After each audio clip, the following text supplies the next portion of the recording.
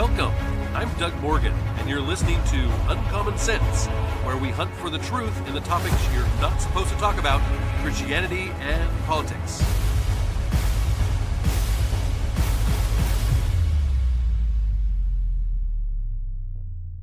Well, folks, it's the end of the week. Yes, it is. And that means that here on the podcast, it's FOMO Friday. We love to dispense of your fear of missing out because you don't want to just be uninformed of things that are happening around the world just because you're not listening to propaganda media anymore.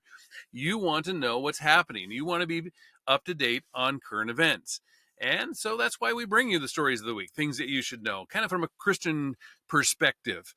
But the first one that we have here, the first story that we have here is really a big deal, and you probably haven't seen much of it. From a series of articles from the Daily Wire comes this. The Supreme Court on Wednesday upheld a Tennessee law prohibiting transgender drugs and surgeries for children, a major win for conservative activists and parental groups. The court ruled 6-3 in the United States versus Scrimenti, that Tennessee's law does not violate the 14th Amendment's Equal Protection Clause. Tennessee Attorney General Jonathan Scrimenti defended the law before the High Court in December, saying that it was a matter of protecting kids from the consequences of decisions that they cannot fully understand. Well, the Chief Justice, John Roberts, he penned the court's opinion and said the plaintiffs confort the meaning of the term medical treatment. Quote, notably absent from their framing is a key aspect of any medical treatment. The underlying medical concern the treatment is intended to address. That's what Roberts wrote. Roberts rejected the plaintiff's argument that Tennessee's law discriminated on the basis of sex. So basically what they're saying is that the ones that brought the lawsuit are saying that you can't ban these treatments on children because you're doing it on the basis of sex, and that's discriminatory. Well, it's not. In fact, it's quite the opposite. You're not discriminating against people just because they identify as something, even though their body is something else. Quote, the law does not prohibit conduct for one sex that it permits for the other. That's what Roberts wrote. He says, under SB 1, no minor may be administered puberty blockers or hormones to treat gender dysphoria, gender identity disorder, or gender incongruence. Minors of any sex may be administered puberty blockers or hormones for other purposes. So again, it didn't ban the use of those. What it did was it banned it for what they basically being used for now. So if it really did make a difference in somebody that they actually needed those medications, then they can, not just somebody who identifies as somebody else. Roberts also noted that the number of minors requesting sex transition treatments has increased in recent years, while there have been others rising debates regarding the relative risks and benefits of such treatments, including European countries cracking down on these procedures and drugs and things like that. Well, Justice Clarence Thomas, who, in my opinion, the best justice on the Supreme Court by far, he wrote a concurring opinion in which he said there is no medical consensus on how best to treat gender dysphoria in children. And recent revelations suggest that leading voices in the area have relied on questionable evidence, well, they have, and have allowed ideology to influence their medical guidance. Yeah, well, that's true. Justice Amy Coney Barrett and Samuel Alito also wrote concurring opinions, and Justice Sonia Mayer wrote a dissent that was joined by Justice Kagan and Kenji Brown Jackson. Sonia Mayer claimed that transgender adolescents' access to hormones and puberty blockers of course known as gender affirming care and that type of thing, right, is not a matter of mere cosmetic preference. To the contrary, access to care can be a question of life and death, as she put it. That's actually not the case. But anyway, we're going to follow up on Monday. We're going to talk a little more about this. And we're not going to get into a complete in-depth look at this, but we will do a lot more on Monday. Tennessee lawmakers, in this case, were inspired to introduce and pass the law following the Daily Wire's host Matt Walsh's explosive investigation into Vanderbilt University's gender clinic. We covered that here on the podcast as well. Tennessee's law blocks all gender medical treatments on children, including puberty blockers, cross-sex hormones, and surgeries. Doctors who offer these treatments risk losing their medical licenses and paying a $25,000 fine. The law also gives children and their families the right to sue if they were harmed by these treatments. The plaintiffs in the Tennessee case, which include trans-identifying teens and their families, claimed the state's ban violates the 14th Amendment, which requires that everyone be treated equally under the law, by preventing them from accessing medical treatments that are available to others. They also claim that the ban violates parental rights to make healthcare decisions for their children. Yeah, well, I can't cut off their arm because I think it's best for them, or they identify as a one-armed person. So that makes no sense. The Biden administration joined the lawsuit against Tennessee and urged the Supreme Court to take up the case, saying the court's opinion was urgently needed. Well, they got it. The Federal Court of Appeals have been divided in recent years on whether state bans on these transgender medical interventions for children are unconstitutional. And this is only the second time the Supreme Court has weighed in on this white-hot cultural war issue, having previously avoided any opportunities to get involved, and they finally weighed in. But in April of last year, the court allowed Idaho to enforce its ban on transgender medical interventions for minors, except for the two teenagers who sued over the law. Thursday's ruling is expected to have broad implications for other states' bans on same-sex gender medical interventions. More than 20 states, I think it's 26 now off the top of my head, with Republican-led legislators have similar bans. And both puberty blockers and cross-sex hormones come with health risks. Puberty blockers can affect bone growth and density and cause sexual dysfunction, voice change, and infertility, among other issues, obviously. Cross-sex hormones can cause infertility, deadly blood clots, heart attacks, increased risk of both breast and ovarian cancers, liver dysfunction, worsening psychological illness, and other serious conditions. Gender surgeries,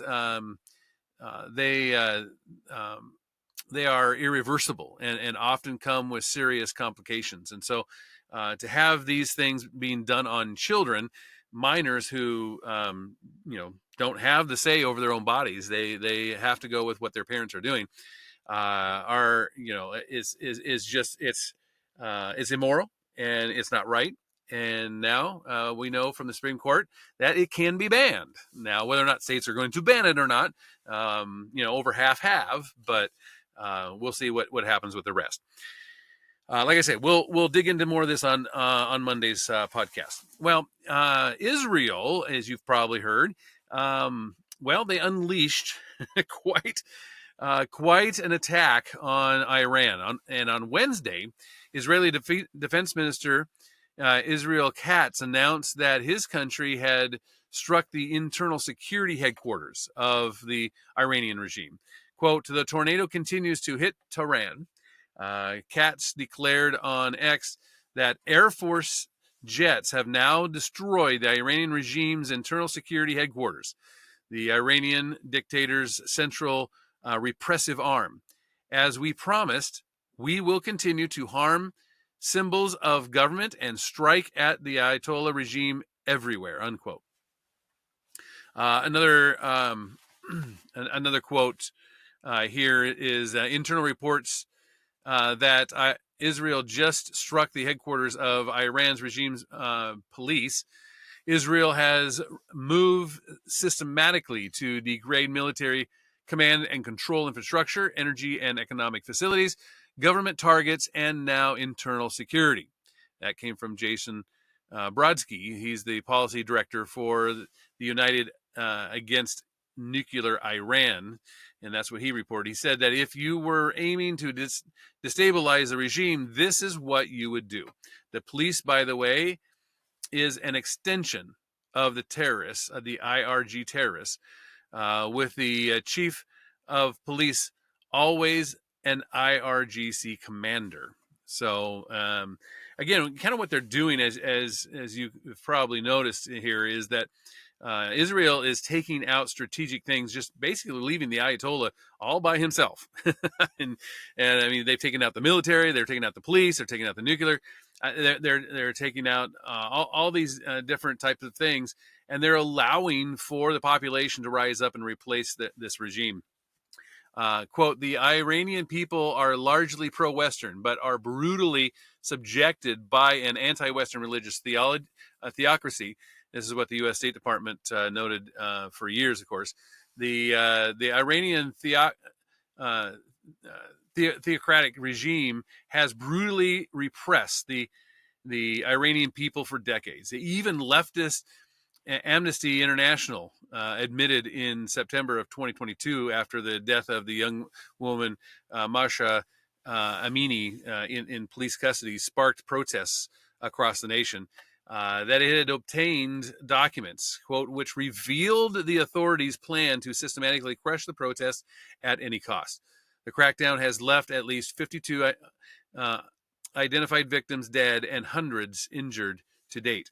In a detailed analysis, Amnesty International divulges evidence of the Iranian authorities' plot to brutally crush the demonstrations by deploying the Revolutionary Guards, the Basiji Parliamentary Force, and Law Enforcement Command of the Islamic Republic of Iran, riot police, and plainclothes security agents, unquote. Well, the organization also added that based on eyewitnesses and their accounts and audio and visual evidence reviewed by Amnesty International, none of the 52 identified victims posed any imminent threat or death of serious injury that could warrant the use of firearms against them, though they were used anyway, right? Because we know what was going on there. Quote, they show up at the first signs of protest in Iran, men in black riding motorcycles, often wielding guns or batons.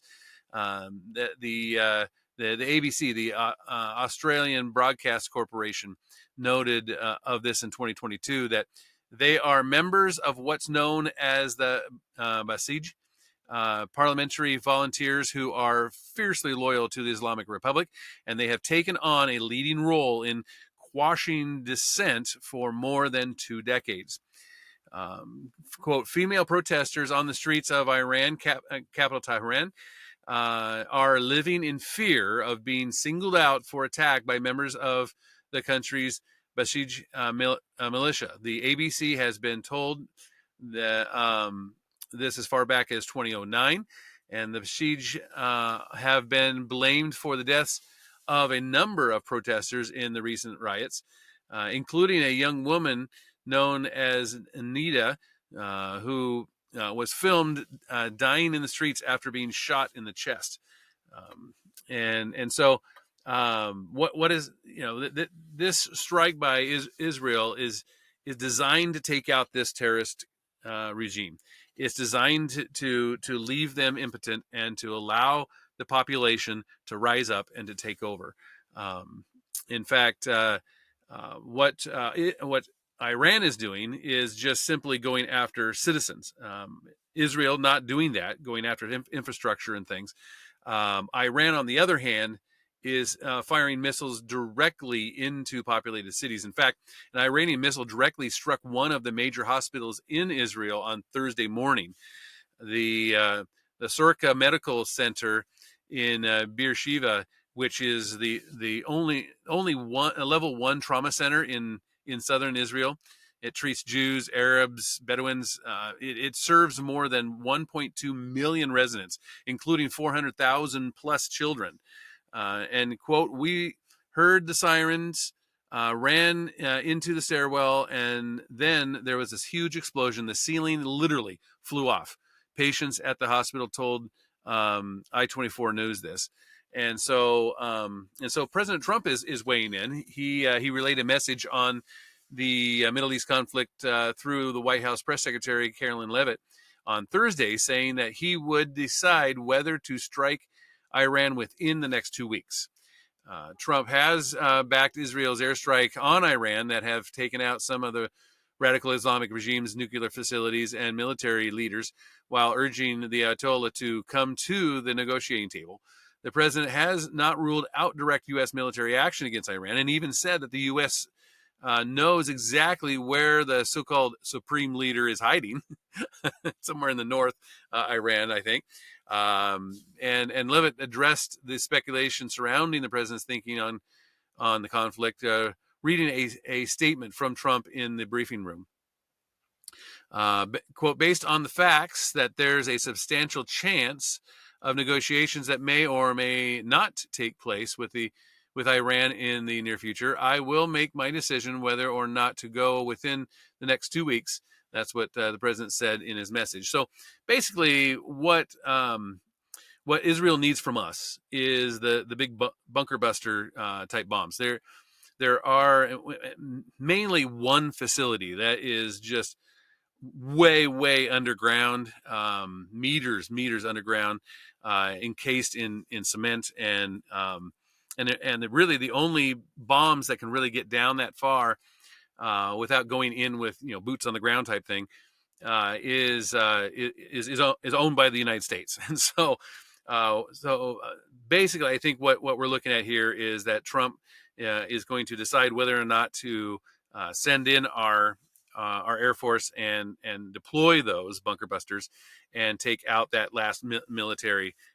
There's really one or two, but mainly one that needs to be taken out with this. And so that's what it looks like he's trying to decide. Well, speaking of Trump, President Trump will give TikTok's owner more time to comply with the federal law mandating that it cannot be owned by a Chinese company because of the national security concerns.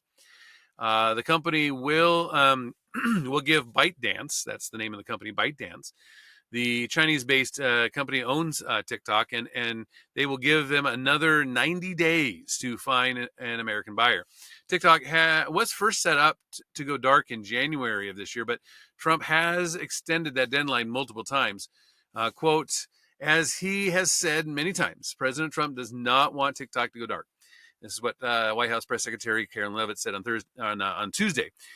Said, quote, this extension will last 90 days, which the administration will spend working to ensure this deal is closed so that the American people can continue to use TikTok with the assurance that their data is safe and secure. Trump has previously expanded the deadline twice, once in January and then once again in April by executive order that directed the Justice Department not to enforce the Protecting Americans from Foreign Adversaries Controlled Applications Act. That's a mouthful, right? And that was until June 19th. So TikTok will now have until September to facilitate a deal with an American company or at least American investors. During his first term in office, Trump first moved to ban TikTok via executive order, a move that was later blocked. And several years later, President Joe Biden signed a bill mandating the sale of TikTok into law in April of 2024 after broad congressional support. Days before Trump took office in January, the Supreme Court ruled that Congress was justified by passing the ban because of the concerns about Chinese government using TikTok to harvest the private data of millions of Americans. Quote, there is no doubt that for more than 170 million Americans, TikTok offers a distinctive and expansive outlet for expression, means of encouragement, and source of community. This is what the court wrote. They also said, but Congress has determined that uh, divestiture is necessary to address its well-supported national security concerns regarding TikTok's data collection practices and relationship with a foreign adversary.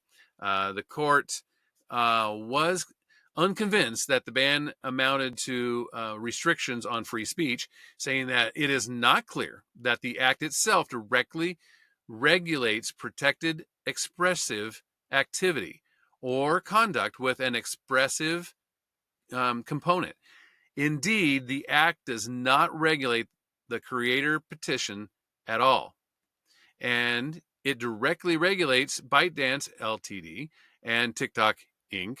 only through the divestiture requirement. That's what the court wrote.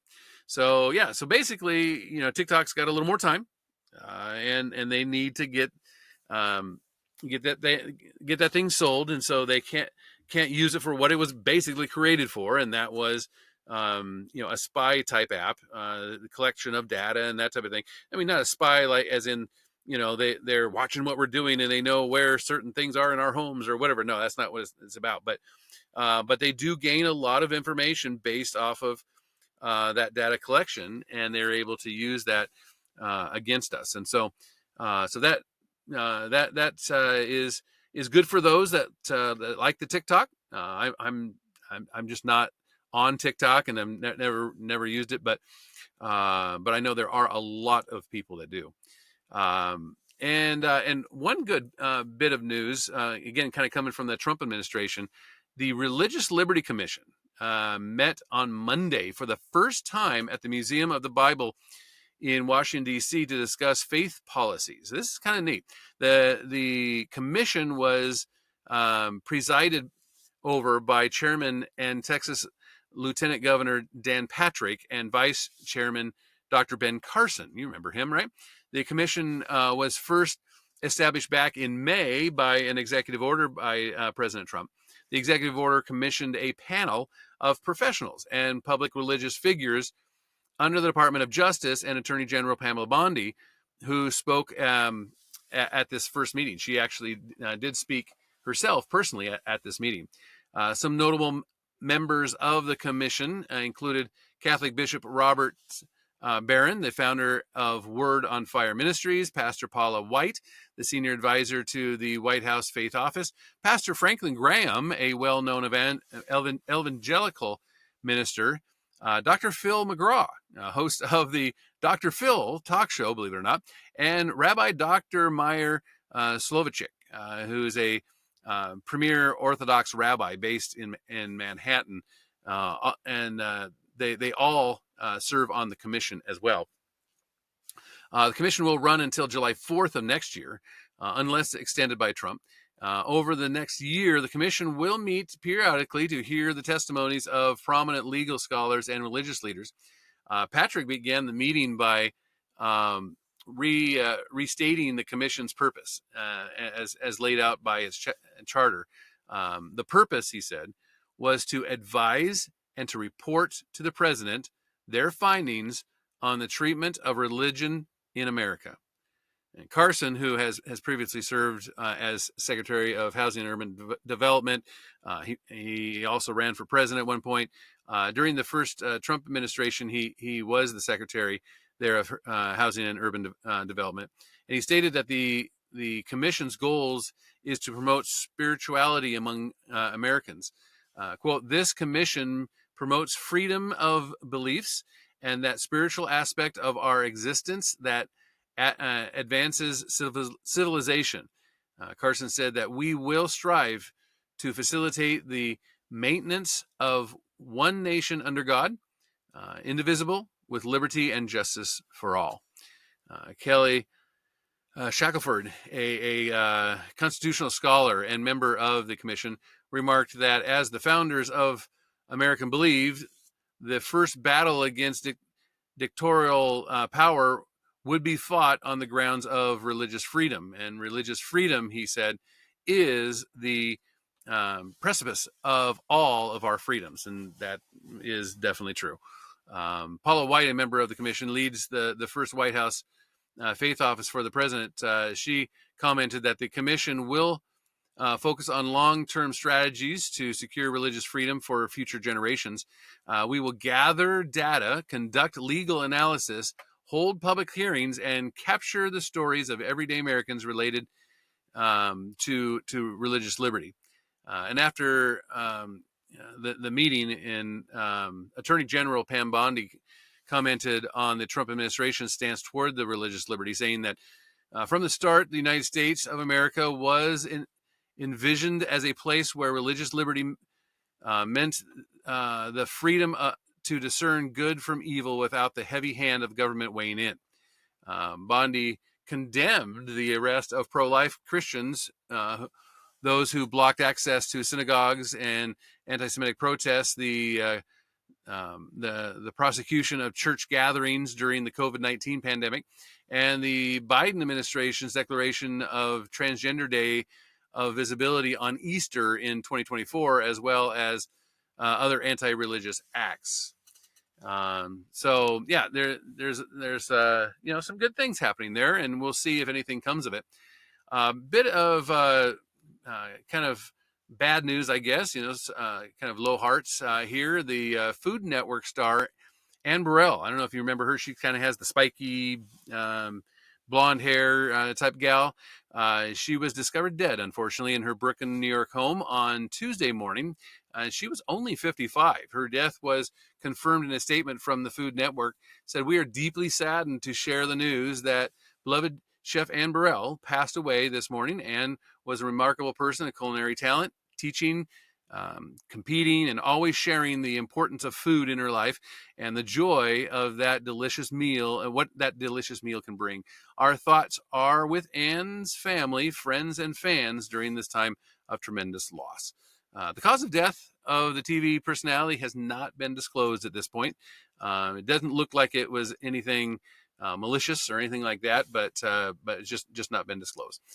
Well, I tell you what, let's end on kind of a funny, interesting note. I guess we could chalk this one up to stupid criminals, right? Detectives have discovered 4 diamond earrings from a suspect thief 2 weeks after he swallowed the jewelry worth nearly $807,000 during his arrest. Yeah, the man who was detained in Florida had told staff in a Tiffany and Company store that he was interested in buying earrings and a diamond ring on behalf of an Orlando Magic basketball player in February. He was escorted to a VIP room where he could view the jewelry, but a short time later, he jumped out of his chair, grabbed the jewelry, and forced his way out the door, according to Orlando Police Department. Officials obtained the license plate of the suspect's car through shopping center security footage and tracked the vehicle. He was pulled over for driving without rear lights in Washington County, almost 340 miles away. In the police car, an officer heard the suspect say, "I should have thrown them out the window." So obviously kind of confessing. And he also said, "I'm going to be charged with what is in my stomach." So yeah, he kind of knew what was coming down the pike. While some earrings were quickly recovered, the suspect was then transferred to a hospital where detectives monitored him or his backside as they waited to collect the remaining evidence. Oh, yeah. If I was a police officer there, I don't know if I would want that duty. I know. Sorry, dad joke. All right. So anyway, I would love to hear from you. Maybe you have a stupid criminal story or something. Would love to hear from you on it. Of course, you can always do that at uncommonsensepodcast.com. Also, we are on YouTube now as of the first of the year, and I know we just looking at demographics of the podcast. You guys are very, very loyal listeners. I want to thank you. Just take a moment here to thank you for that. You guys are very loyal listeners. And then on YouTube, we've added that venue, and we're getting a lot of new listeners from that venue. We do get shadow banned sometimes. I mean, sometimes we'll have just a ton of people listening on YouTube, and then all of a sudden the next time we hardly have any. I know that we do get shadow banned on there. There's just no two ways around it. But you guys are listening to the program. Thank you for finding it, and thank you for sticking with it. And again, we'd love to hear from you on it. And of course, again, you can do that at uncommonsensepodcast.com, or like, share on YouTube. Thank you for listening. This podcast is a production of Morganite Communications.